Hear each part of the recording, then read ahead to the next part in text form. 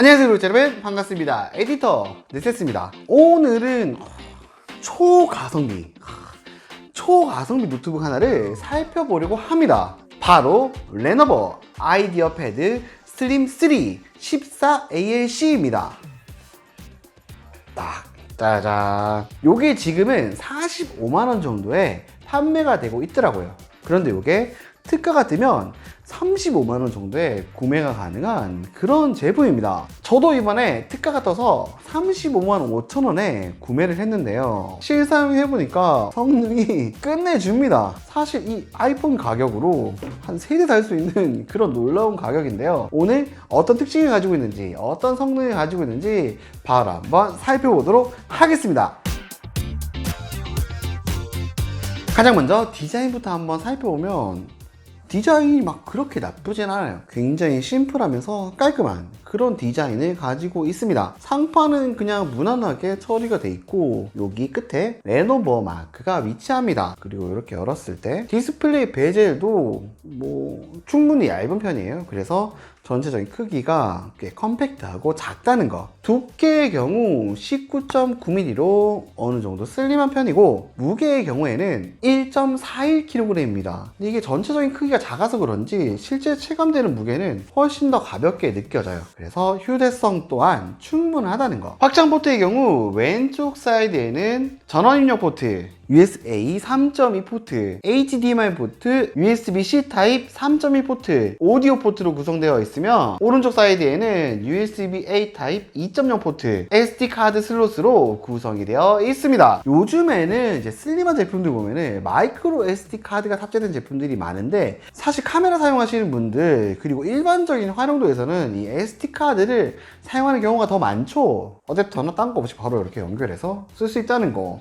활용도 아주 좋은데요? 그리고 USB-C 포트 같은 경우에는 PD 충전을 지원하는지 한번 체크를 해 보았는데요, PD 충전은 지원하지 않습니다. 만약에 PD 충전을 지원했다면 USB 충전기로 이제 충전이 가능했을 텐데, 이거는 조금 아쉬운 부분입니다. 그리고 유선 램 포트가 없기 때문에 유선 램 포트를 원하시는 분들은 따로 액세서리를 구매해야 한다는 점 참고하시기 바랍니다. 디스플레이의 경우 14인치 IPS 디스플레이가 탑재되었습니다. 화면 해상도는 풀 HD이며 논 글레어 코팅이 적용되어서 빛 반사가 적어 눈에 편합니다. 화면 밝기는 300니트입니다. 아쉬운 것은 화면 색감인데요, NTSC 45%로 색감이 조금 떨어집니다. 가성비 제품이기 때문에 이 부분은 어쩔 수 없는 부분인 것 같은데요, 디스플레이 색감에 민감하신 분들은 조금 더 상위 제품을 선택하시기 바랍니다. 간단한 웹서핑 문서용으로는 괜찮더라고요. 프로세서의 경우 라이젠 5 5500U 프로세서가 탑재되었습니다. 코어가 6개 있는 헥사코어 프로세서이며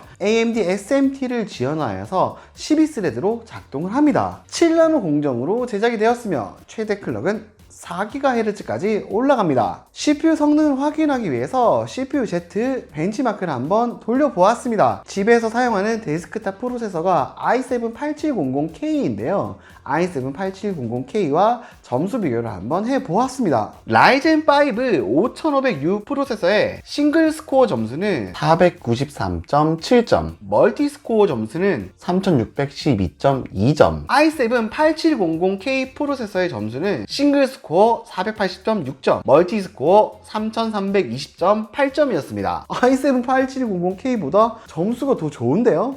그래서 실제로 사용할 때도 부팅 속도도 진짜 빠르고, 문서 작업, 웹서핑 할 때는 사실 성능이 부족함이 없더라고요. 메모리의 경우 DDR4 3200 4GHz 메모리가 탑재되었습니다. 메모리 용량이 좀 작지만 일반적인 웹서핑, 문서 작업에는 문제없이 사용이 가능하더라고요. 추가적으로 메모리 슬롯을 하나 제공하기 때문에 여기에 메모리를 장착해서 업그레이드 하는 것이 가능합니다. 4기가 메모리 하나 탑재해주면 8기가로, 아니면 8기가 하나 탑재해주면 12기가로 사용이 가능하다는 거. 그래픽의 경우 AMD 라데온 그래픽이 탑재되어 있습니다. 그래픽 성능을 한번 확인하기 위해서 3D 벤치마크를 간단하게 돌려보았습니다. 3D 벤치마크를 돌려보니 타임스파의 경우 668점, 파이어 스트라이크의 경우 1585점이 나왔습니다. 내장 그래픽이기 때문에 시스템 메모리를 함께 사용합니다. 근데 시스템 메모리가 지금 4기가잖아요. 4기가면 이제 그래픽에 할당되는 메모리 용량이 상당히 작거든요. 그래서 성능이 제대로 안 나왔던 것 같아요. 그리고 메모리를 하나 더 추가해주면 메모리 용량은 물론 듀얼 채널로 구성이 가능하기 때문에 내장 메모리 성능이 극대화 되는데요. 그래서 8기가 메모리를 하나 더 추가해서 12기가 메모리로 다시 한번 벤치마크를 돌려보았습니다. 메모리를 업그레이드하여 12기가 메모리로 테스트를 해보니까 타임스파의 경우 1242점, 파이어 스트라이크의 경우 3134점으로 나왔습니다. 와,